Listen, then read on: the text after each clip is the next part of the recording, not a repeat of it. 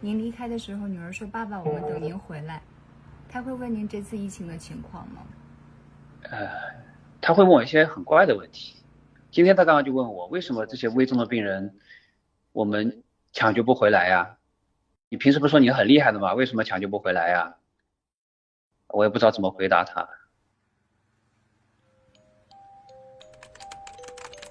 今天是武汉关闭离汉通道的第二天，驰援武汉的各地的医疗队现在已经有1万多，病死率更是高达4.9%。昨天开始物流就陆续进不到武汉。我们需要的是 N95的1860，需要防护服，再没有，后面的医务人员都要裸奔了。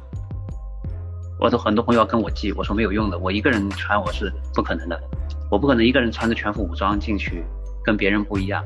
那药大家都一样，共同进退嘛，大家有什么我们就得穿什么。那现在没有防护服，你们怎么防护自己呢？现在有还是有，就是各种牌子拼凑在一起嘛。然后一方面就是我们会去穿那些不透气的工业防护服了，但是那非常的热又笨重，干活会非常的累，但比没有要强。在特别紧张的时候，我们就会减少，我们要保证护士要有，医生呢我们就是要减少我们医生进去的人数。比如说我们3个管床的医生要分别干3件事情，那就让1个医生进去把3件事情都做掉，然后大家再轮流进去。那您之前有接触过这么大量的传染病患者吗？你会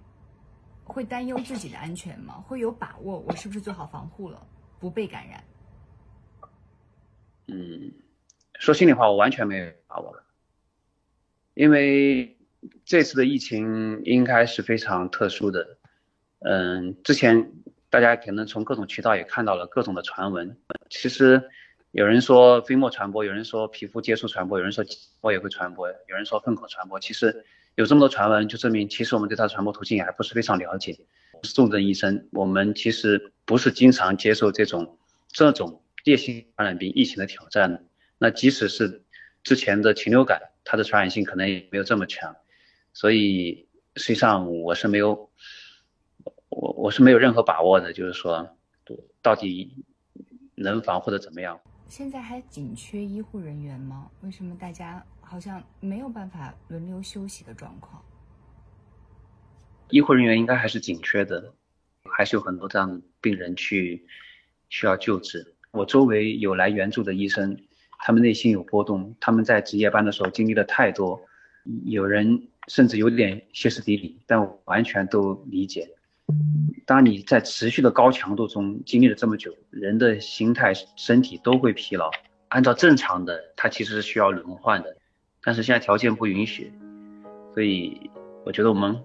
应该还是会需要继续坚持下去。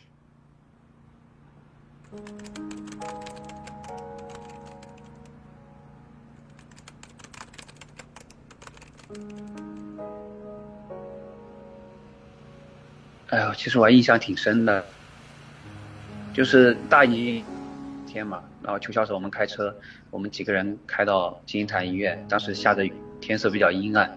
然后医院里一个人都没有，就给人一种好像没有生机的样子。人没有见到东西，总是有很多猜测嘛，那觉得我们是要来金银潭啊，我们是要来武汉似乎是疫情最中心的地方，然后就进了病区，到7楼的 ICU， 看到了全副武装的医护人员，带着新风系统，就很像那种外星人的那种新风系统。当时觉得啊，情况真的是好严峻啊。会觉得没底，会害怕吗？在上班的时候倒没想那么多啊，就是晚上回到酒店休息的时候，就会在想，还是会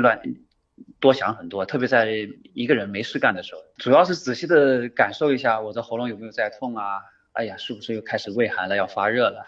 瞎想一下啊。但是后来眼睛睡着了，第2天醒过来一看，还挺好嘛，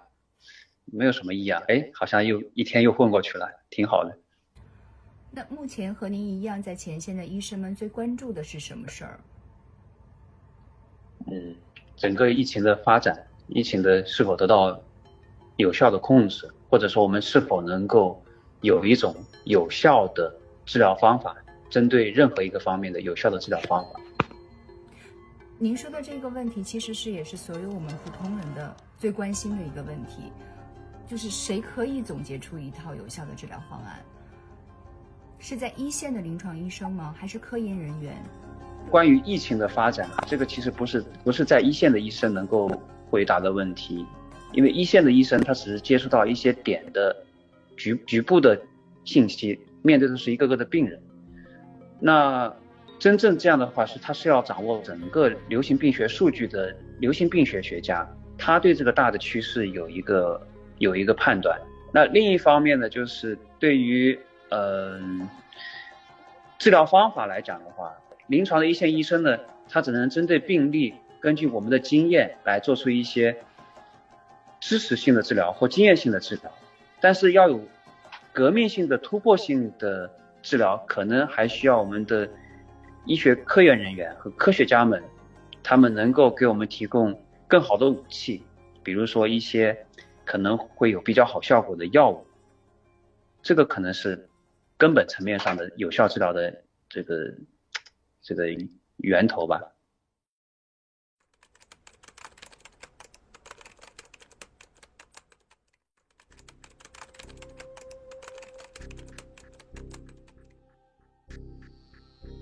ECMO 呢，我们可以通俗的说，它是一个体外心肺机，在一个体外能够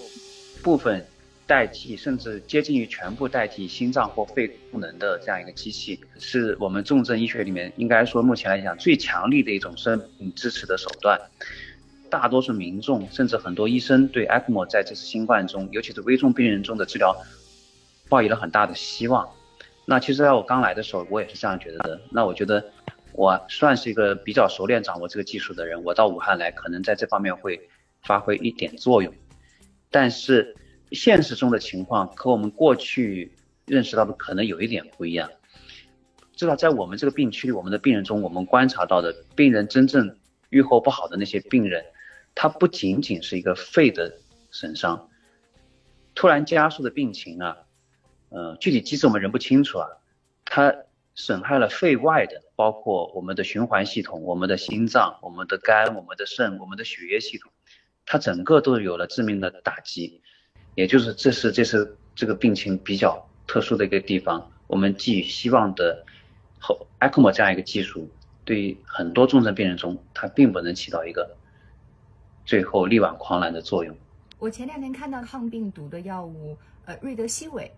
这个临床试验已经是在金银潭医院启动了。您现在有用上这个药吗？目前还没，其实我们也做了准备，如果一旦有能够纳入的病人，我们会随时的去参加这样的一个临床研究。但是到今天过去了，我们病区和我了解到的我们楼上的病区都没有人入组，因为这样一个药物它的入选指针里面有一点明确规定是要在发病8天之内，但是我们说的这些目前的所有的重症病人都是超过8天的，所以不符合它的入选标准。但是其他病区像相对轻症的病区是否有人入组我并不了解。但是其实包括我们的一线临床医生其实对这个药物也是抱有了比较大的希望的，因为这是新冠状病毒，它是一个 RNA 病毒嘛，那这个药物是作用于这样一个 RNA 酶的，当时是针对埃博拉病毒来研发出来的。那实际上正好他们都是作用于这个 RNA 酶，都有这样一个共同的作用机制，而且可能都是源自于蝙蝠传播的，所以可能这个药物确实会有用，但是目前并没有数据来告诉我们这个药有用跟没有用，因为这个药物要10天的用药周期，而且是盲法双盲的，因为有50%是要在对照组，也就是安慰剂组，所以第一批使用的病人也只有在10天之后接盲了之后才能看到真正的结果。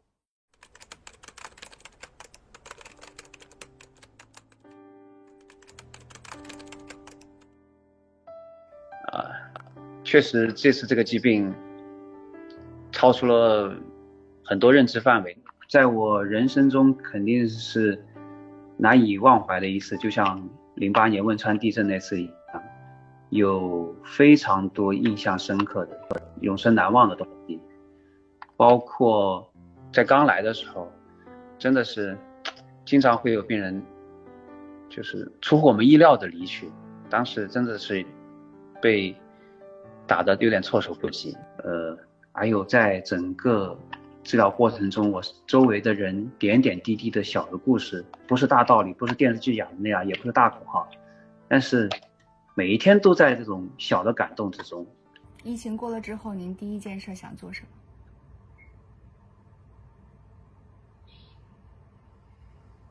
我想去平常的上一天班，我想平常的过一个周末，然后重新体味一下过去每一天我并没有意识到这么重要的、这么珍惜的平凡的生活是那么的重要，那么的可贵。我下次还要回来，我要脱掉口罩，自由的呼吸着武汉新鲜的空气，这是我的想法。